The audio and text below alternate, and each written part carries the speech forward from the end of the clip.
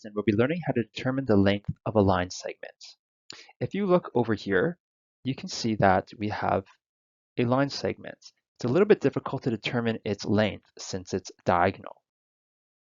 We can do that using this formula, which is based on the Pythagorean theorem.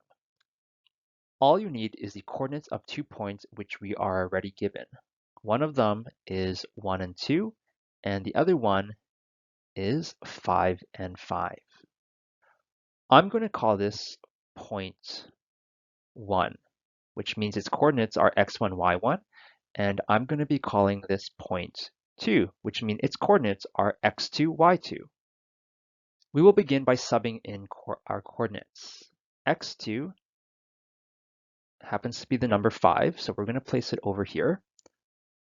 x1 happens to be the number 1, so we're going to place it over here. y2 happens to be the number 5, so we're going to place it over here. And y1 happens to be the number 2, so we are going to place it over there. At this point, we're going to be simplifying using the order of operations, also known as BEDMAS. So I'm going to start by simplifying what I have in the brackets over here. So 5 minus 1 becomes 4, and over here I have 5 minus 2, and that becomes 3.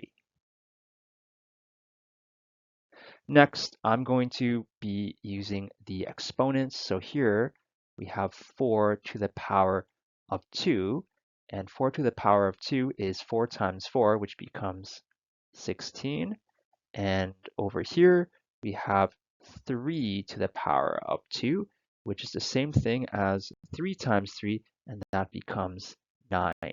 We can go 16 plus 9, which is 25, and then we want to take the square root of 25, which happens to be 5. Therefore, the length of this line segment is actually 5 units.